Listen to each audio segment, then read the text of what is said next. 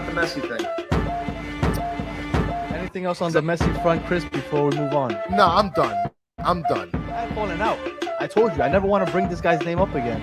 I don't know, man. This Messi thing is just a freaking mess. What a disaster. I don't want to hear this name ever again until it's official. But they got me back. No question about it. I am ready to get hurt again. I think that this game is going to be 3-2. That doesn't sound that bad, right, Danny? 3 goals to 2. It's going to be 3-2. I think it's going to be high scoring because I think defense is just going to be terrible all over the place. And I think that Campana, I think that he's definitely going to play a big part in this game. And I think he's going to have a lot of goals. At least 2. At least 2. At least 2. Chris, the Herons are back. Welcome, everybody, to episode number 97 of the Battered Herons podcast. I am your host, Daniel Granada, and alongside me, as always, is Mr. KBD, a.k.a. Walter Mercado. How are you doing, sir? Listen, I'm the real deal, guy. I'm the real deal out here, guys. Put the house on it. Next score I'm calling, put the whole house on that thing. I promise you. That's 2 games in a row already. Well, we knew that we were going to win, right? Even though everybody thought that I was putting the hex on it. Everybody thought I was putting the jinx on it. But I told you, I mean, they got 2, so I guess I got to give them credit for that. But 1 was soft, and we're going to get into that. But look, is anybody not believing anymore? Because now I'm seeing everybody, oh, we're 6 points out? What? We're 6 points out with 2 games in hand? We're making the playoffs. Well, no shit. Who's been saying that for a while now? Come on now, people. It's time to start believing. But anyway, it was an awesome night. I actually got to meet a few people out in the stadium today, so that was really cool. I mean, nobody introduces themselves by name, so if I met you, it was awesome meeting you. I wish we exchanged names or whatever, but cool meeting everybody out there, and it was a good time, man. How was it for you, Chris? It was great, man. I mean, as you know, we both ran into Xavier, and he is amazing. He is awesome. We should also sign him to play center back because I didn't know he was going to be so goddamn tall. Yes, for sure. Well, I mean, you make him out to be like Yao Ming. He's not that tall, but yes, he is taller than short, the average. Yeah, and so we ran into Xavier, Lemon City Live. You guys got to check that out. He does incredible writing for them.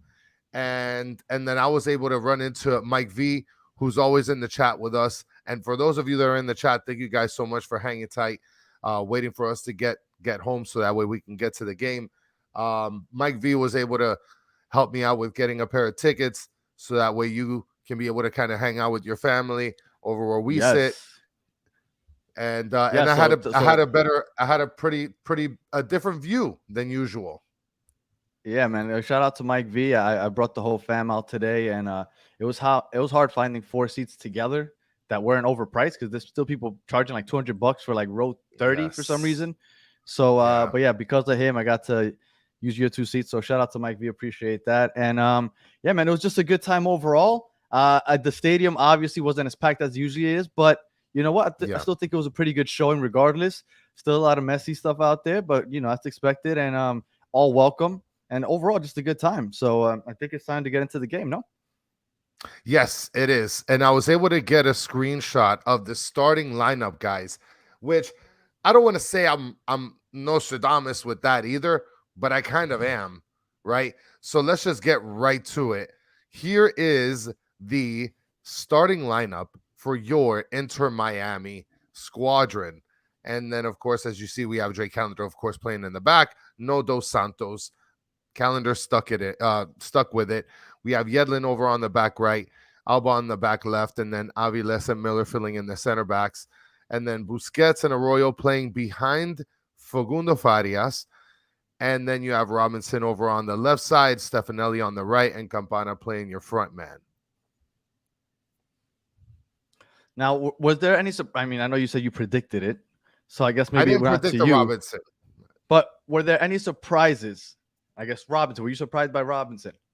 Yes, Robinson was an extreme surprise, which, I mean, look, I can't make really heads or tails about whether he played well or not. I didn't see anything that stood out with him, to be perfectly honest. Maybe you saw something better than I did, but I definitely did not. I thought he had a poor showing. Robinson, I didn't think he played very well. Stefanelli didn't necessarily play very well either. I think Varias and Campana did the heavy lifting. As far as I thought they might go with 5 in the back because of their thin roster. But they decided to go with Robbie Robinson and Stefanelli anyway, which, I mean, I didn't think it was a horrible decision when I first saw it. But with Alba and Yedlin always pushing up so far, I kind of like playing the 5 in the back if we're going to rely, especially with the thin offense. I thought we would rely heavily on Yedlin and Alba, so I wanted the 5 in the back. But with 4 in the back, they did pretty well also. When you're going to play 4 in the back, the fact that Alba and Yedlin are always pushing up so high, you need Arroyo back there, right? Because he's almost like that third center back. And Busquets, just doing his thing. So, I mean, all in all, I mean, I'd say the first 15 minutes or so looked kind of sloppy. They were turning the ball over a lot, but I think they settled down. And, I think when they weathered the storm, I think things got much better. And, I mean, all in all, I thought it was a pretty decent performance considering, even though and I'm sorry to cut you off. Everybody's like, wow, Inter Miami. They were down 8 players and they did well. We weren't down 8 players, guys. Like, we really weren't. Like, Edison Ascona never gets on the field. David Ruiz gets in late. Like, barely. Robert Taylor already lost his job to Farias. So, in all honesty, yes, we were missing obviously the greatest player of all time, Messi, which is a big deal. Yes. And then we were missing our 2 midfielders, right? Kremaki and Diego Gomez, which usually get subbed one in for the other. And then last game they played together. They started together, but for the most part, it's either one or the other. So outside of that, it was like a normal squad. So yeah, I think we held our own. Well, and I tried to take some notes. I tried to take some notes during the game and see if we can be able to sort of cover it little by little from beginning to end. I mean, I didn't write too many. I only wrote like 5 or 6 notes. One of the things that I definitely saw here was in the beginning, around the 6th minute of the game, there was a huge defensive play by Miller. It was like a slide tackle to sort of intercept the pass that could have potentially opened up a goal for Sporting Kansas City. He had a few of those. He had a few low crosses that he kind of just stuck his leg out and kind of stopped any opportunity from being created. Let me tell you something. Kamal Miller's on another level. I'm not sure what happened to him after Messi signed. I don't know if Messi like touched his forehead and blessed him. Something happened, but he's been playing. He's been our best defender by far, right? I think Christoph is solid. Where I guess if I use a basketball analogy, it's like half court defense in basketball, right? Like when he has a chance to set up in the box and kind of can read everything instead of it being a transition. Like he positions himself well, right? He'll stop and intercept the balls. But when it's transition and everything's going fast, the man's too slow. He just can't do it. But Kamal Miller is just in every aspect is just a monster right now. Well, and Broward Heron in the comments is mentioning Tata unlocked Miller. I mean, I think you might be right on that, Broward Heron. I think that he definitely did unlock him. Listen, the potential was there. I mean, Miller's not a knockoff, right? Like, he's a good defender. Yes. And Michael Q is mentioning we were missing Joseph Martinez, or were we? Maybe not. Oh.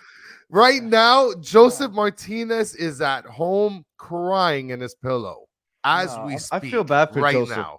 I feel bad for Joseph because they gave him plenty of opportunities, right? Like he was only playing with Messi. When Messi would come in, that first game, he came in with Joseph, right? Yeah. He was always playing with Messi. And he just didn't take advantage of those opportunities. And Campana, he's coming on now. He's coming alive. He is a threat in the air, which is what we know Joseph is not. Like, if there's a ball coming in, he's going to try a bicycle kick because he has no opportunity to get it with his head. And, Campana, everybody's been saying, give Campana a chance, give Campana a chance. Yeah. Look, Campana's here. And I forgot who it was. I saw somebody on Twitter on my way home said something about, like, Campana's going to get sold because Luis Suarez is coming in. Possibly. No, it's probably going to happen just because Suarez and Messi are such good friends. And I know people might look at me like, oh my God, you know what you're talking about? I'll keep Campana. I don't care for Suarez, honestly. I really don't. I've never liked the guy. I haven't been a fan of Suarez since he started biting people, and I honestly wouldn't want him on this squad. Now I'm sure he'll play great, but I don't want him on here. Well, and Broward Heron's mentioning, like I said, he's sweating bullets knowing his job is over. Yeah, that guy's fired already. Don't even worry about him. And one thing I want to mention here, because one of the commenters here, hold on, I need to find this comment. There's no way I'm letting this ride right now. Bhaskar with the day one comment of the night. Inter Miami fan since 1999. Good job, buddy. That's like a negative day 23 year boy. Maybe he's counting the Miami Fusion. Maybe shout out to Joe Shaw, October 6th. Go check out his there's a reunion going on. Yes. I don't know if I'm allowed to disclose who's going to be there, so I'm not going to, but there's going to be some big names out there. So watch out for the Miami Fusion reunion going on in Broward, October 6th. Listen, and Zio's asking if Taylor is luggage now. I don't think so, because he plays the area where Robbie Robinson just played, and I'd rather have Taylor over Robinson today. So you do realize when Messi comes back, Robbie Robinson's no longer there. I get it. But I'm just saying, he's not luggage. If Robbie Robinson's seeing minutes, then Taylor's gonna see more than him. That's a fact. Well, if Robbie Robinson's seeing minutes. This is a comment for the ladies. Of course, Jessica Santa Maria. My wife is probably laughing right now. Yeah. How beautiful is Campana's hair? And both of our wives we're rocking the Campapi shirts today. So they saw it coming. They saw the Campapi masterclass coming. So both of our wives were wearing those matching shirts. And and I you know what? I should have worn this shirt to Saved by the Campana. I felt it, but I was like, nah, because not enough people are believing. So I rocked the Believe shirt instead. Yeah. More people got to believe. Oh, speaking of which, I'm sorry, something I meant to bring up. For those of you going to the games, have you guys seen how many jerseys are being sold out in the parking lots? I had somebody come up to me. It's probably one of the listeners, and they started clowning on me because I bought one of the bootleg jerseys. They're like, "Yo, you really buying that?" Like, hell yeah, I'm buying one of these. So this is one of the bootlegs. I don't care. I have no shame. It looks pretty decent. Well, I bought it because it's for my kids, right? My kids are gonna have Kool-Aid stains and everything on this soon, so I rocked it for the kids. And what my favorite part was, check out, I got the League's Cup patch on here. Okay, they selling it with. I've never seen this patch on a jersey before. I bought it and then I looked. I was like, oh shit, it's got the League's Cup patch. So yeah, man, it's a hell of a deal for your kids. Put that jersey up for a second because it looks similar to the real deal, bro. I would bring mine, but mine's is upstairs. I'm not gonna go all the way up there. But yeah, look, it's not bad. I mean, I think the badge is a little off. It's a little pank. But my kids are gonna tear that thing up, so it's all good. It's a little pank. So ain't no shame. Look, for sure. Look, if it's for my kids, they're gonna mess that thing up. So no shame in my game. Yeah, and for those of you guys that got ladies in your life, get them a Campapi shirt straight from the batterfans.com. Come on, guys. Batterfans, get them the Campapi shirts for sure. Come on, man. What are you guys doing over here? Look at this. Right. Sean is saying it looks plastic. It looks plastic. Look at this for the kids. I promise you, this right here is going to be more durable than the one that they were wearing in the games. Because in the games, for sure, they kept falling off. You're getting called a clown. I don't care. And Steve says that it's falling off after one match, after one wash. Yeah, right. My kids could deal with it. It's all good. So back to the game. All right. So after that play, right, the following couple minutes later, Sporting Kansas City scores a goal in the 9th minute. And it was weird because it was off of a calendar block. I guess it was off the rebound. I really couldn't catch the goal very well. What I thought was weird about it is that although it was a shot from outside the box, I don't know, the way he blocked it made it seem like it was easier than it. I don't see why he let it bounce that far in front of him. Obviously, yeah, Drake is awesome, so it just happened. But I felt like that was just surprising. It was a misplay by him, and it was a gimme goal. It wasn't necessarily like anything crazy that they did. I thought it was just a mishap by Drake. But that was rough because once we went down 1-0, and the way we had been turning the ball over, you know, I knew that it was still really early and that we had a chance, but for sure you started questioning it at that moment. Now, I will tell you that when you look on Twitter and all that other stuff, you can kind of tell when people were tweeting things out. Yeah. Because although it says like 1 or 2 hours ago, I kept seeing old tweets like an hour and a half ago, whatever. Oh, this team sucks without Messi. This team is nothing without Messi. Oh, back to good old Inter Miami before Messi. It's like, Jesus Christ, man. It's like 20 minutes in. We're down 1-0. It's Sporting KC. Like, people, thank God we won this game. If we don't win this game, could you imagine the toxicity in social media right now? Like, it's wild. But look, we won, and we knew that things were going to be at least I felt like we would beat this team. I just didn't think that they could beat us.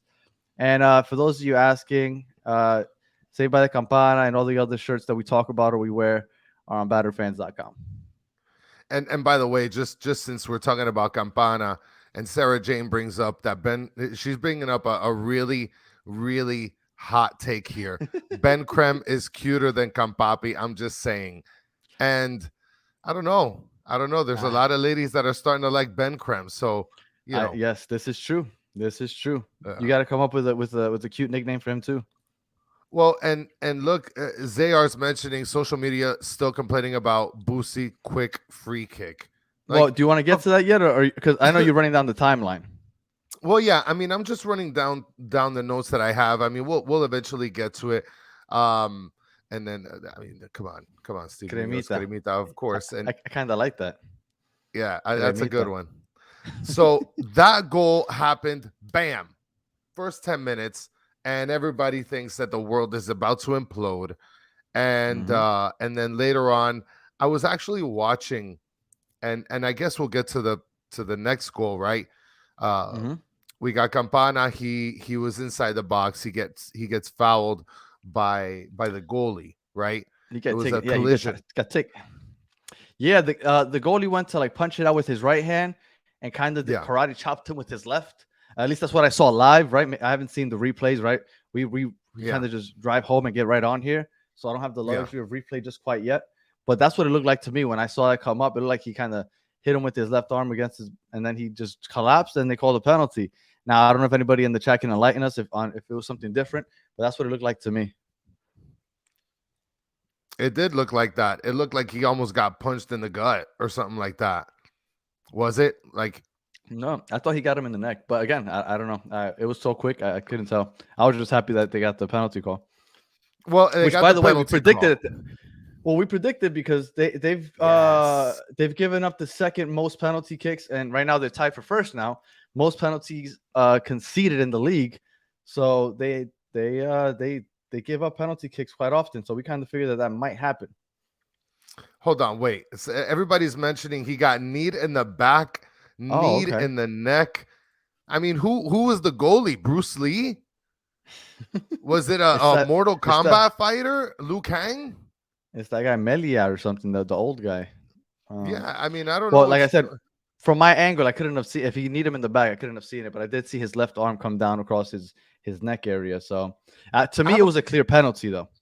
So I have a question. When you saw that happen and you had perfect view of the penalty kick, which, by the way, guys, if you can check it out, it's on the YouTube short. You guys could be able to see it. Super good view of the penalty kick. When you saw that Campana was stepping up to take that kick, did you know it was going in, or did you kind of have second thoughts? No, off the top of my head, since he's been here, I can't remember him ever missing a penalty. I'm pretty sure he's perfect. Now, somebody can correct me if I'm wrong, but I'm pretty sure that he's perfect. So no, even the only time I've ever been worried about Campana taking a penalty kick was in the Nashville final. The way that game ended, when he had that opportunity to end it at the final whistle, and then he missed the hit off the post. I thought that he might be in his own head, and when he went for his penalty kick, I was worried about that. But when he nailed that guy has blood in his veins. I had no issues. Even though I felt like it was a soft kick. I see. It wasn't blood. and it wasn't even in the corner. Like I didn't think it was the best. At least from what I was watching, it didn't like the best taking PK, but it went in, which is all that matters. Oh, look, And Esteban Mejia just said that he missed one earlier this season. I don't remember that, but I believe you. So really? apparently he has missed one. Yeah. Really? Huh? I wouldn't. Oh, that's right. There's a few people saying miss. it. He did miss one. I think it was at some point when he came on to start for Joseph, and he had the opportunity to score a penalty kick. I think it was on the supporter section side, if I'm not mistaken. I do remember that. I'm gonna see if I can be able to find it, but I do remember just real that. quick, doesn't the beginning of the season just feel like it was years ago though? It does. Like you guys say the beginning of the season, and I'm like, man, like I know we won like the first 2 games, and then we just lost and lost and lost. And it felt like just we kept losing. And it just feels so long ago. We've gone 12 games without losing now. Like, it just feels like a completely different year. Like it's wild. Yeah, it does. I mean, it feels like it didn't even exist. It feels like it was just a dream, and we just all woke up and had Messi, Busquets, and Jordi Alba on our team. I see somebody's asking if he's gonna play against Atlanta. I don't know. I've always said, and I got a bet with Tommy one time about this, right? Yeah, because I said that I don't think that Messi's gonna play on turf. I thought that he would use the excuse of international break. But like you said, it sounds like he's going to get back midweek. Yeah. I think that if he plays, which I'm starting to think that maybe he might now, he'll come in as a sub. I don't think he'll run out there the full 90. But he might come in as a late sub. Play the last 30, 35 minutes. Just walk. At Atlanta. Right? Yeah, in Atlanta, right? On the turf. On the turf. But he's walking on turf. He's not running on turf. And, yeah, I think that maybe he might play. I think he might play, but he's not playing the first night. I mean, if he's going to play in Atlanta, then he's guaranteed to play in Charlotte, especially if the stakes are high. No, because if we're already in the playoffs, let's say, hypothetically, we're already locked in. Why the hell would he play? Yeah. I don't think so. Sense. That makes sense. But we'll see. We'll see. All right, so proceeding into the game, right, there was something that I noticed that around like the 36th minute, and I really wish that this is where Apple allows us to sort of like record little clips of the games, which they don't. They block you from everything. There was a time where I saw Jordi Alba, and this is where my view was beautiful. I saw Jordi Alba shaking his head at Aviles because Aviles made 2 terrible passes. Not terrible passes in terms of where it could have gotten stolen, but instead of progressing the play, he wanted to pass it back to Calendar. And Jordi Alba's like, no, bro, kick it to Miller. What are you doing? Shook his head. I mean, I guess it's just like a boneheaded young kid play, but that's something that I wrote down and I noted as well. So what do you think about Aviles up until this point? Because he's played with us a few games now. And I don't want to say he's been bad, because I don't think he's been bad. But he hasn't necessarily been great, right? Like he's been okay, but you could tell that he's having his issues, right? Connecting passes. He's been giving the ball away. He's been caught sleeping sometimes. That game against who was that we just beat? The last game. Hold on, because I just was it LAFC? It was LAFC, yeah. I felt like the right side, Yedlin and Aviles were having some issues on the right side. So I think Aviles is having a little harder time adjusting. I mean, I'm not saying that he's bad, right? But he has had a few giveaways, and he just hasn't looked crisp quite yet. Well, I mean, I kind of got flack when he first made his appearance that this guy, he doesn't impress me. There isn't anything that he's done really greatly or really terribly. As a matter of fact, I think that there was some instances against LAFC where he really almost kind of like left us exposed at sometimes. Well, again, look, and sorry to cut you off, but somebody just saying he's playing great. Like, I'm saying he's been turning the ball over for a team that needs to hold possession, and we're trying to build up out of the back.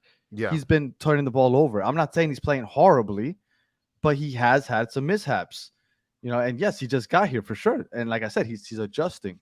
right? And Just like Diego Gomez, we said get off of Diego Gomez back because he's gonna take a little while to adjust, right? Even though everybody's killing him, we said, but even though he's taking some time to adjust, we're just talking about what we're seeing at the moment. Yes, ease up. We don't want to take him off the team, right? He's gonna get better. He's going to adjust eventually, but he just hasn't yet. And I'm not saying that he is bad. Like the same guy that just made that comment, Noobs for Hire, is saying stop calling everybody bad. I don't think we're calling everybody bad, but I think that if you're coming from, I mean, I don't know, you're coming with this sort of like touted like greatness in terms of like your defensive prowess, right? I mean, he's not like an MVP. He's not coming from like playing for his country or whatnot, but at the same time, he hasn't been that great. So I don't understand how I'm supposed to like react to that. Am I supposed to be like, oh, well, matter. Semantics matter. I think when you say not great, it just sounds like you're saying bad, right? I mean, like that's really what it takes. But it's not bad. Right, but when you're saying the word great, right? Right, I think he's just been okay, right? He's been okay. He hasn't been bad. He hasn't been good. He's just been okay. Like, but I do think that he has lost some balls, and he's gonna keep getting better. That's all.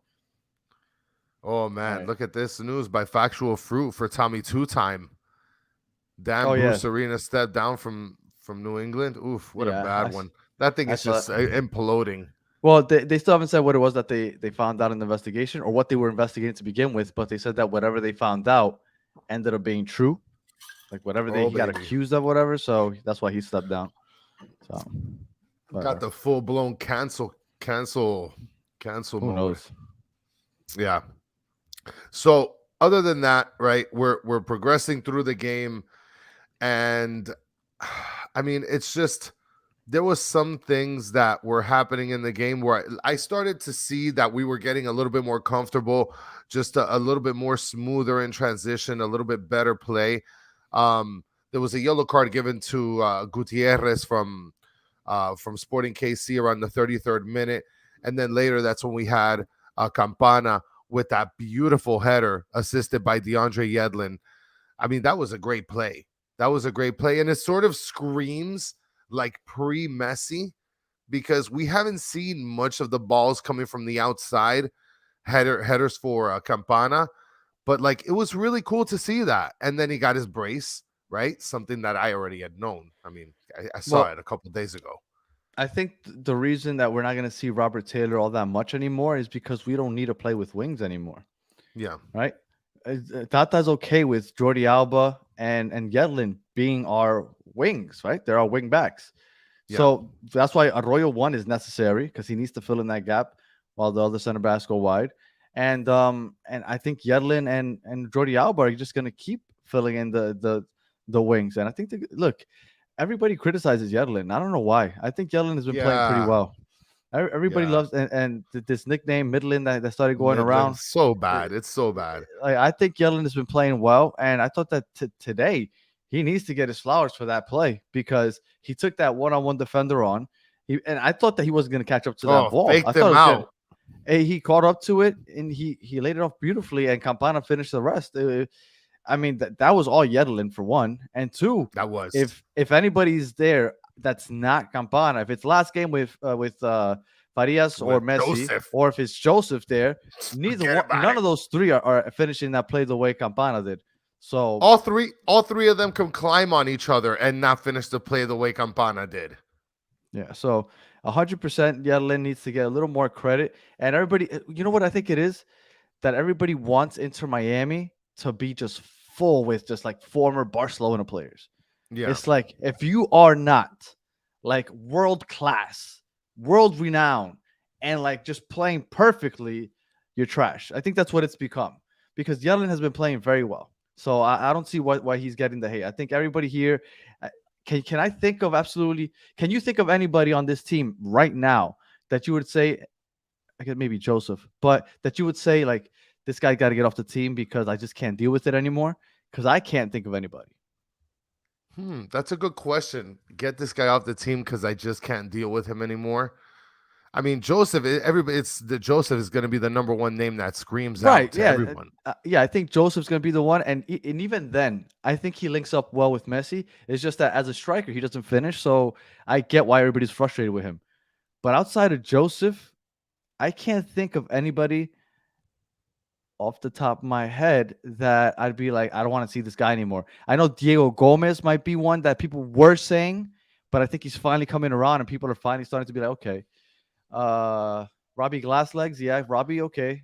But Robbie never really I can see plays. it. But he never really plays. Look, come on, factual fruit. What are we doing? What are we doing? Ulloa at this point is like my Tweety, right? He's like the ambassador. Like he plays once in a while. When he came in for he came in for Facundo, right? But at least he's playing though. He's not waiting for a bright line train. he's just playing. Yeah, Ulloa came in for 5 years. That's what he came in for, and that's when I knew, like, okay, we're gonna stop pushing up. That's it. We're just gonna bunker down and just try to grind out this victory at the end. But dude, set pieces have gotten so bad that I think my daughter has even caught on to it, because every time there was a set piece, like she would like crouch down and she didn't even want to look. Like it's gotten to the point where we're nervous when there's a set piece, because you just feel like we're gonna get scored on. But all right, go ahead. So, you can keep going. I'm sorry. So we'll just keep going. So right after the Campana goal, basically everybody feels great. And then let's go over that play that you were mentioning with the Busquets link up with Farias, right? Because that was kind of a weird play there. That happened right in front of you, didn't it? I mean, it did, but I didn't really understand what was happening. Like, I didn't understand. I don't know. The referee made it a live ball. All of a sudden, Busquets sort of picked up the idea, like, oh, it's live. Let's get this thing running, you know? Yeah. Yeah, no, real quick, for Benny Grisson, yes, she was every set piece. We have bars right in front of our arch. Yeah, she was tight every set piece. I thought it was weird because usually when players try just snatch the ball and try to play the ball in quick, the referees just start blowing their whistle like, "Yo, what are you doing? Like, you gotta wait for me." Yeah. So I was really surprised when he just took it and just let the lead pass. Like, I think if I was a Sporting KC fan, I'd be pretty pissed, because he caught everybody napping. Now it's their fault for sleeping, right? Like, protect yourself at all times, like they say in boxing fights, right? Like, sorry, if the ref ain't stopping it, you got to protect yourself. So it's on them. But if I was a Sporting KC fan, I'd be pretty pissed. This is a perfect explanation right here. Boosie said cookies, and bam, go. Cookies, give me that. I'm gone, bro. And let me tell you, I would have questioned it if it was one of these rando referees. But this guy, the referee, Ismail Elfath, like, he's not a guy that just started this yesterday. Like, he's got some accolades, right? Like, he's a seasoned referee in the game. He's a pretty good referee. Every game that I've seen him ref, it's been pretty solid. You know, it's not one way or the other most of the time. I mean, he does try to take a little bit too much control. I'm not gonna lie to you. I don't know any referee by name, barely by face. So I really have no opinion on the referee. Well, I mean, if you don't remember him, that's a good thing. But do you remember any? I don't remember any referee. Any. I remember. I made a video once of one referee, because there was a game where he was just throwing yellow cards out, and I barely remember his face. But that was like last year. At some point, I made a video for that. But really, I don't remember absolutely any. I remember I made like an Oprah video where like everybody was just getting yellow cards. Right? You get a yellow card. And so I want Suarez. Yeah, Da Vinci is commenting here. I want Suarez to play for Inter just to annoy Daniel. I mean, I can't stand that. Suarez, Would dude. Be everybody. I'll celebrate his goals. Killing Ulloa. Everybody is, man. It's so bad. You guys got to get off of the Ulloa freaking bash train. Give the guy a break, bro. I mean, I get upset when I see him on the field too, though. I mean, look, he got saucy against LAFC. I'll take that. Did he? Yeah, he did a little saucy move. Put the guy on skates real quick. Said, boop, I'm out of here with my 3 minutes. I'm going for, look, Ulloa to me, outside of being from the inaugural season, that lasting memory I'm gonna have of Ulloa, and I feel bad, man, because I hate killing people, right? Because they try, right? They want that penalty but, kick but, miss. yeah. But we talk sports, so we have. When I saw him walking up for that penalty kick in Nashville, dude, that will live on with me forever. I remember I pulled out my phone. I was like, "Oh, we're gonna win our first trophy. I'm gonna record this. And I started recording before the kicker actually started walking up. And man, when I saw that who it was that was walking up, dude, man, that explicit language I used in that video will never see the air because I feel bad now. But we won, so it doesn't matter. But that's gonna be the lasting memory for me with Ulloa. That was rough. Well, I mean, what is he? I think his contract is up until the end of this year, right? Like November or something. Or I have no idea.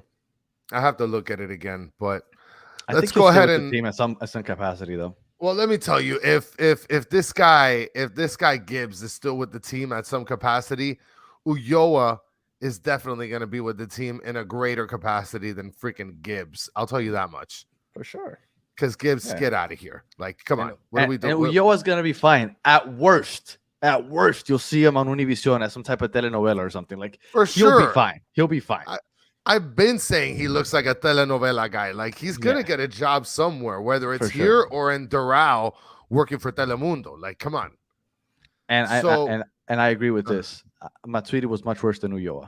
Of course, because he didn't even play, bro. He was on the train all the time, man. And Matuidi is the reason we got all those sanctions. So it's like so many negatives with that signing. Matuidi. All right, we're getting off topic. I'm sorry. Go ahead. It's my fault. Traveling the world, like wearing a bright line shirt. Get out of here.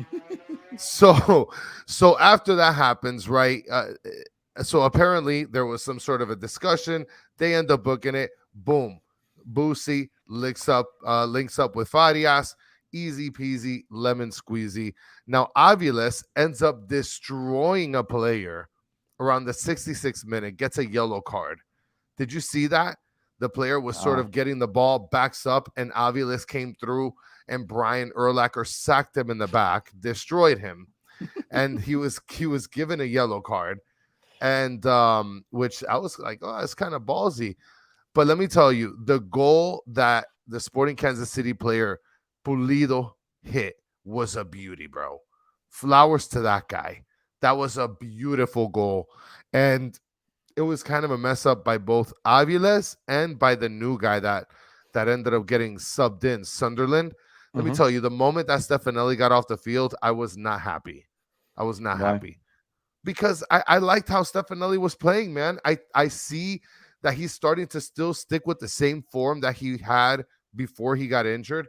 And I'm very happy to see that he's playing very well, especially for the first time since the injury. And I really hope that he does find a place or a way to gel with this team because he's good. He's not a trash bag. This guy's good. We have a good problem on our hands. We do. Yes. Got a lot of short, fast guys. He's not going to see the pitch. There's no room for him anywhere. Like, I can't think of where he's going to see anytime. When Messi comes back, Robbie Robinson doesn't start anymore. And then you'll have Robert Taylor coming off the bench if anybody's going to come in. Like, Stefanelli, I can't see him getting much playing time. And, man, we have a good problem on our hands because we do have options. Now, our defense is still poor, obviously. Do you think we win this game if Drake Callender doesn't play? I think Kamal Miller will have something to say about that, Jeff. I think Kamal Miller would definitely have something to say about that because Kamal Miller has been playing lights out as a defender, making crucial, critical tackles at the best times. I mean, just today, I think I saw him have 4 critical tackles in the entire game. And that is the kind of stuff that you really want your center backs to have. If Callender wouldn't have started, do I think that we would have won this game? I don't know. I mean, how many other opportunities on goal did they have? I mean, did they have a lot of – I see that they had 5 shots on goal. Right. And we had 3 blocked shots. But do you think that and one of those blocked shots ended up being a rebound, which they scored on anyway. Yeah, you know what? For the most part, our defense did an okay job standing up, and now because we led the league for a while in shots given up, right? The shots attempted against us on target, and that's why Drake was leading the league in saves. I don't know if he still is, but he was at one point leading the league in saves because our defense was so putrid. Today they did a decent job holding up, and Kamal Miller is a monster. Like he is stopping all opportunities. Whenever there's a low cross, he's getting his foot in there and stopping that quickly. So I think come on, yes.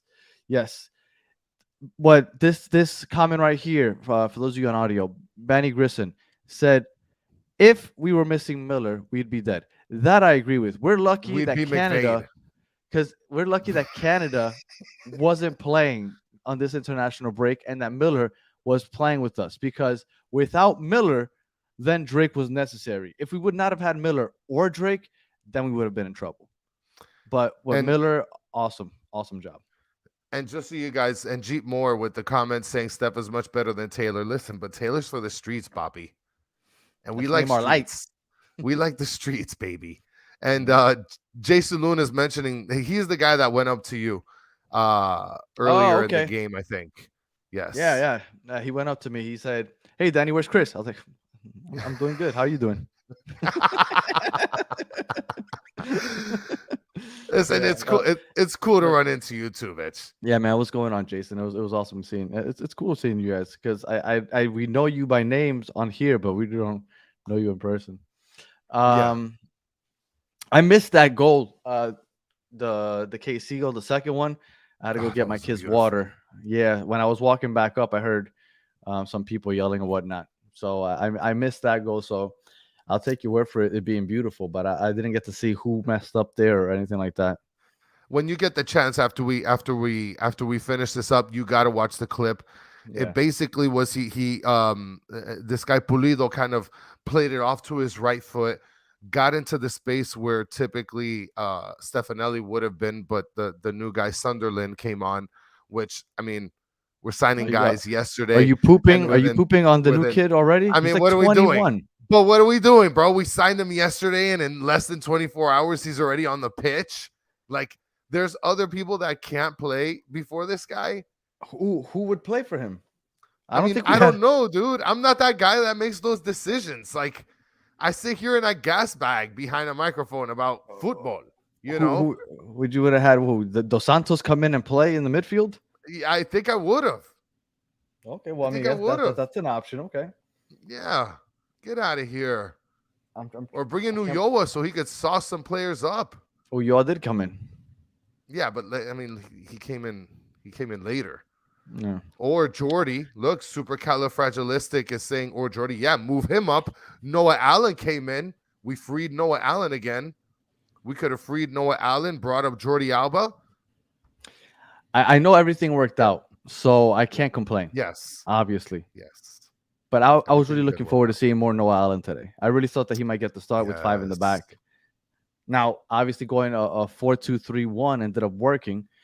And, oh, by the way, did you notice that Inter Miami went back to its pre-Messi days where they would, like, put up a lineup with a certain formation, and then they just don't go with that formation?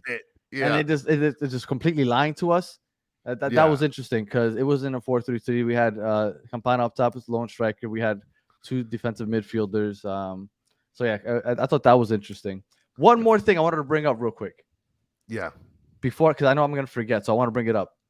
Yeah, Did you notice all the white Messi jerseys? No, I didn't. I didn't see too many white Messi jerseys. No. You're talking about like the old Inter Miami jerseys? Yeah, the inaugural season. Like the wet T-shirt. Yeah, the wet T-shirt jersey, right? Because when you wear it, it's like see-through. Like all you see is nips. Like that is like the most see-through soccer jersey I've ever seen in my life. So the wet T-shirt jersey, everybody was rocking it with the number 10 in the back, and I thought that was really weird. I was like, when did they start selling that? And then I saw Franco Panizo put up a post that apparently they were selling it in the team store.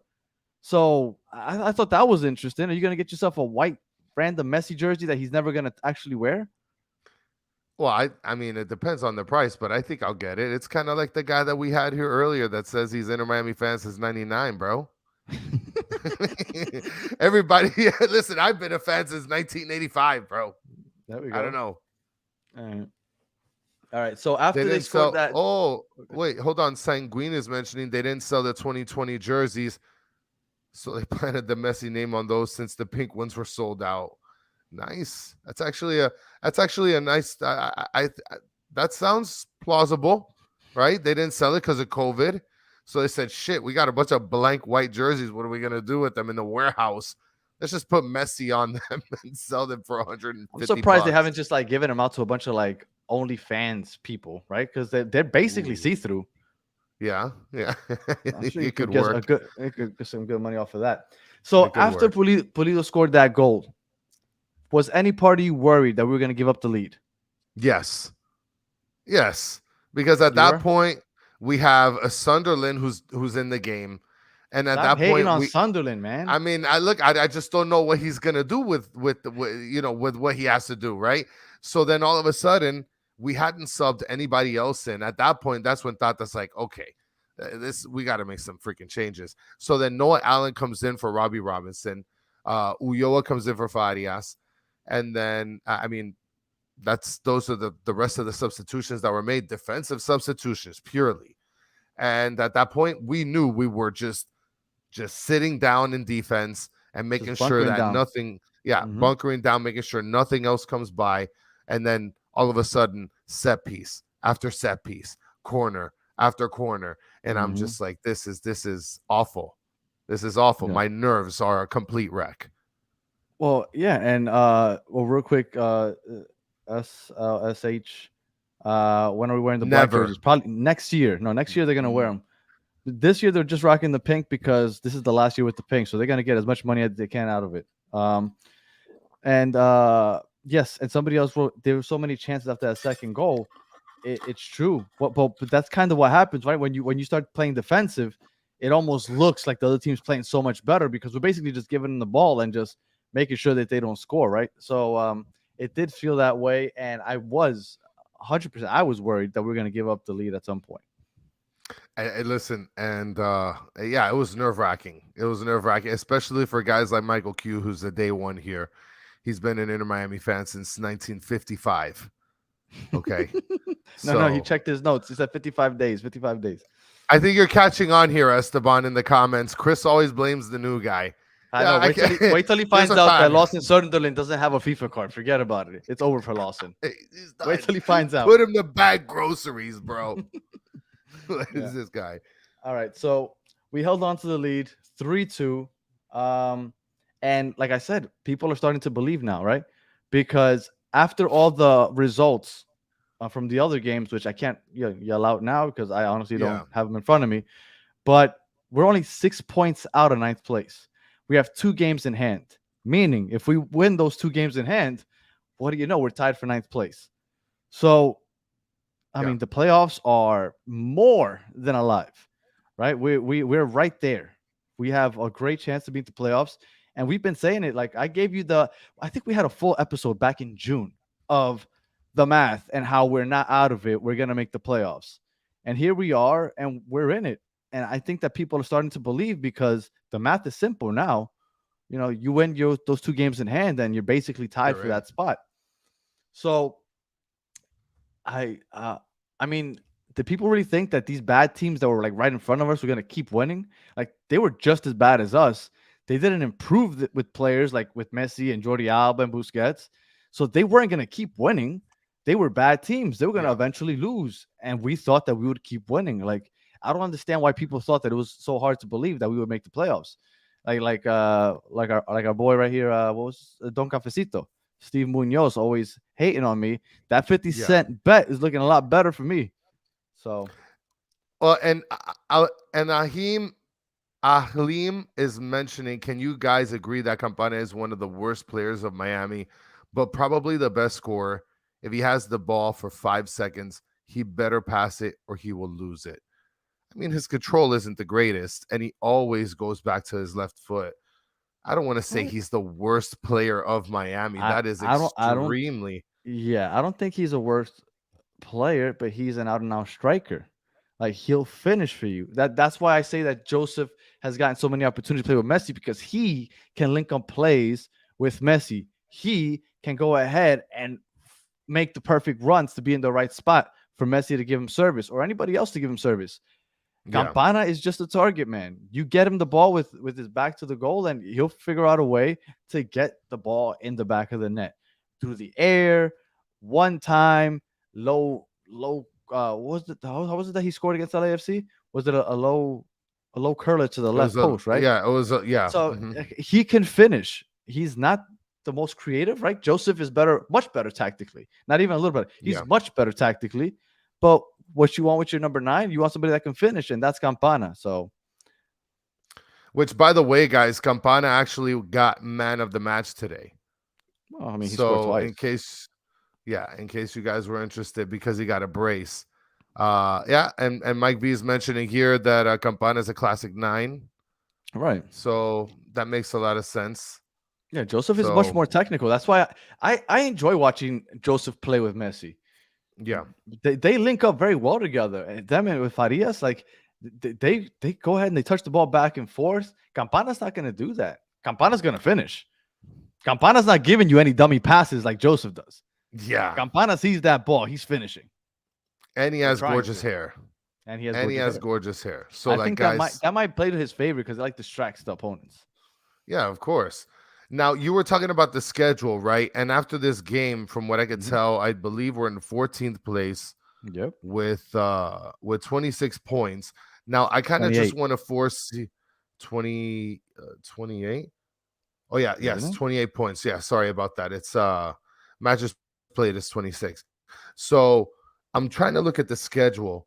And see if there's any other games that could potentially be able to play into our favor. But there's a lot of Atlanta.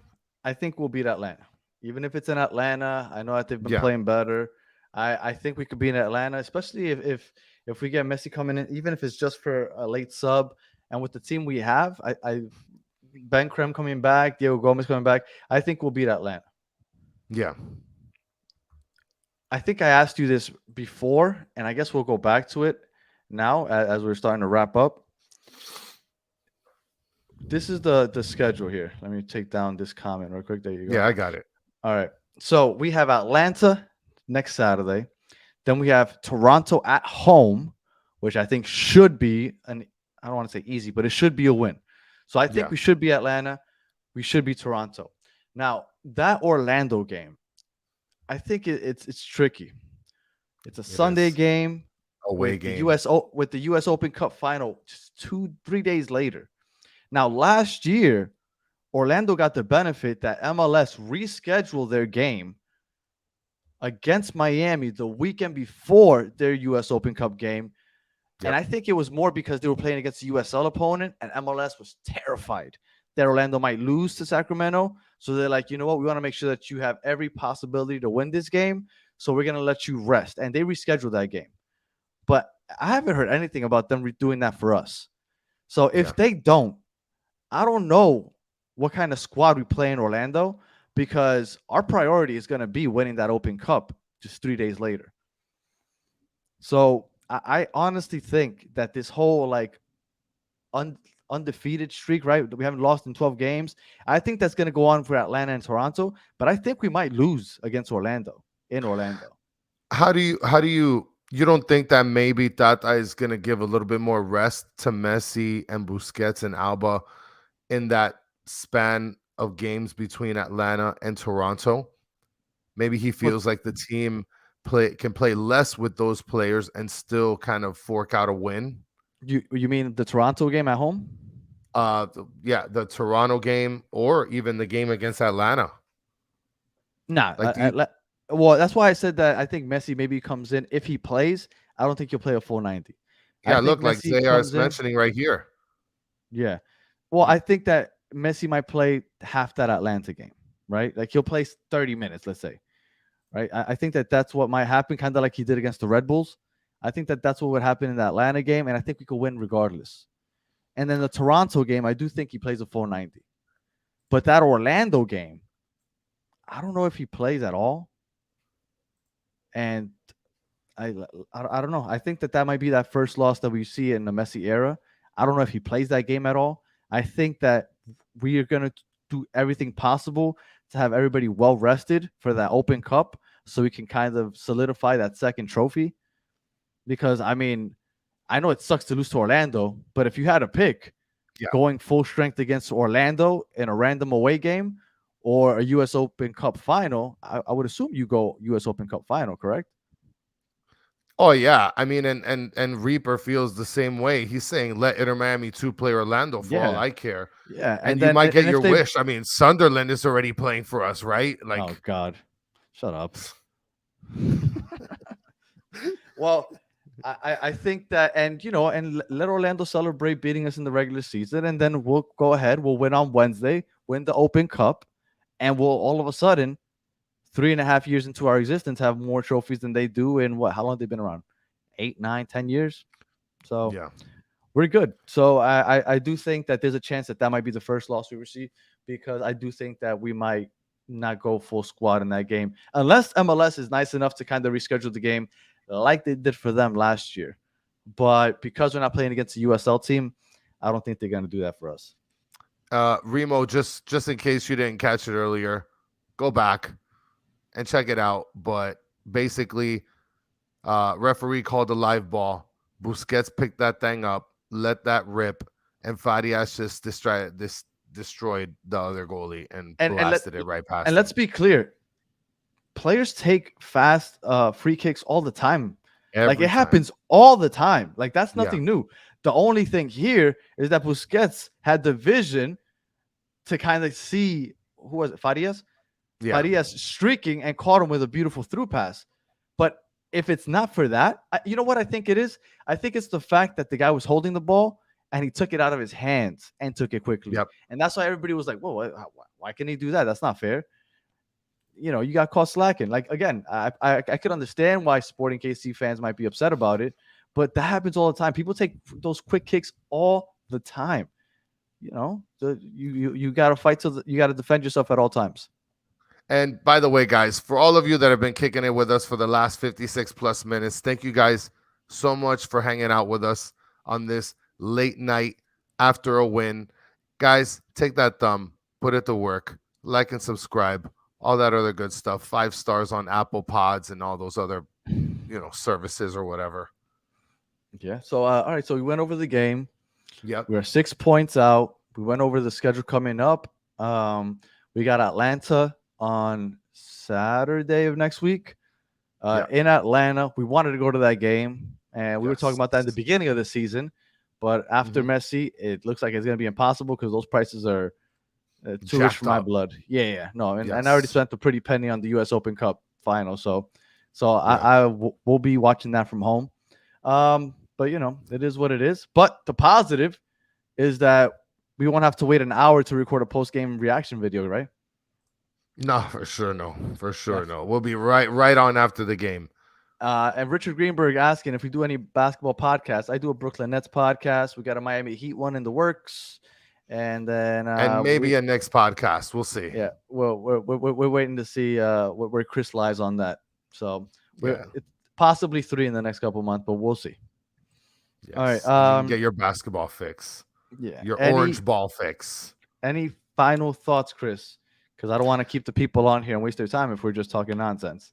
Well, factual fruit. Before I get to my final thoughts, what about a watch party? Danny and I talked a little bit briefly about that. I mean, that's we'd have to get a lot of people together and stuff. So, I mean, if there ever will be one, we'll let you guys know. Final thoughts is, how would that even work? Like, how does somebody arrange that? I mean, you call a freaking sports bar and you're like, hey, I want to do a party with, like, I don't know, 100 people. Yeah, but what? And you sort of rent that space, like you just. What if we do that and then it's just you and I, and we're like gas bags? Then that means just you and I are like 50 people. Then that means you and I are drinking 100 people worth of beer and drinks and food, and we're walking out like monsters. No, that's what it is, right? Because you have to pay for the space, you have to pay for the. I have no idea. That's why I asked you. I have no idea how that works, but I don't know. And then the watch-alongs. I know people like those. I know people like watch-alongs, But YouTube watch party. Yeah. The thing is, I get really into the game. So you're just like, just if you were to watch me on a watch along, you're literally gonna watch me watch the game. Cause you're not getting. Because Chris is much more lively, like as the Yeah. games are going on. But I'm kind of just like, I don't know. I just focus in. So I would be very boring on a watch along. So I don't know if I don't know if watch along. Chris could probably be very entertaining because Chris is just a gas bag when he starts yelling things. But I probably would be very boring on a watch along. And I felt kind of in the seats I was sitting at today, I felt kind of weird because like I'm not around the same people. So the people in front of me, when I was screaming at this guy like, "Hey, you suck" or whatever, they're looking back like you could tell that they want to look back, but they don't want to do the full tilt back. So they're kind of giving me the side eye, like, "What is this guy doing? What is he gonna have these seats forever? Like what?" So. Final thoughts is I was right, predicted everything to the T. If you guys want to make extra money, listen to my picks on the next podcast. It was an entertaining game, 3-2. I'm sure my daughter is super pissed because the last game she went to 0-0, right? Entertaining game, fun game without Messi. Oh, that's right. Your daughter's not allowed to go any more games. That's the only time we haven't scored in the last like 2 months. Yeah, I'm not gonna tell her that. I'll tell her that you said that. Okay. If she watches this, never go back, Kristen. Yeah.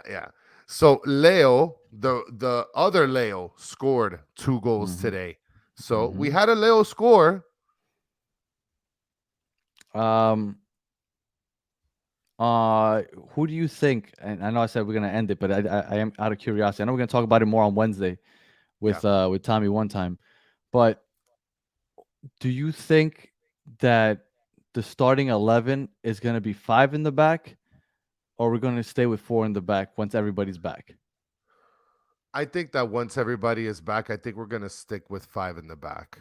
I think so? That's something. I think that's something that Tata is clearly comfortable with.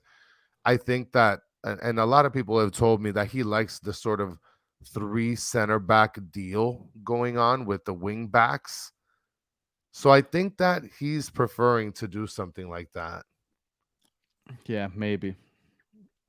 Well, I don't know. Do you think he's going to stick with the 4 or you think he's going to stick with the 5? Well, for those of you that are going to watch on Wednesday, we're going to have Tommy one time on. I haven't even asked him. I'm just assuming he's going to say yes. Yeah.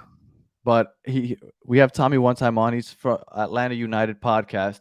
And he's told us, like, he watched Tata 2 years in a row in Atlanta. And he told us that when he was in Atlanta, he only liked playing with 4 in the back. But towards the end of the championship season, when they won the title, is when he started playing with 5. So, he wanted, and so maybe he is going to stick with 5. I don't know. I'm kind of curious to see what happens. What I do want is Noah Allen to get on the pitch more, man. Give us some more Noah Allen. Let's figure out how to get him on there. We definitely need him. Okay, last question. I'm sorry. I'm going to end it here. Campana, starting on Saturday, yes or no? I know we're going to probably revisit this on Wednesday, but just curious. Should I just say find out on the next podcast? Tease it. Tease everybody. Tease everybody. Not making the decision. Find out.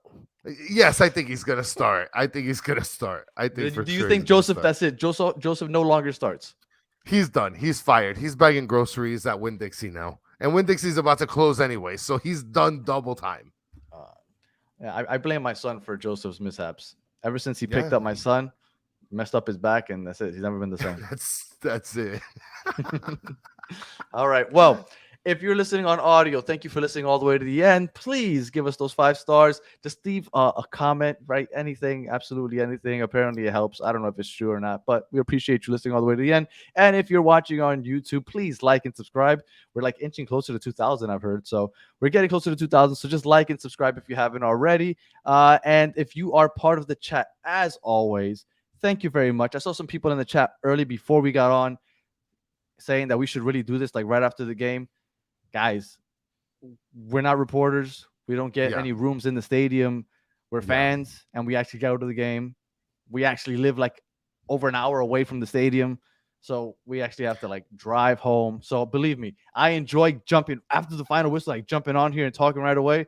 But unfortunately, we can't. So, when it's a home game, we'll be on about an hour after the game's over. When it's a road game, we'll be on as soon as the final whistle blows.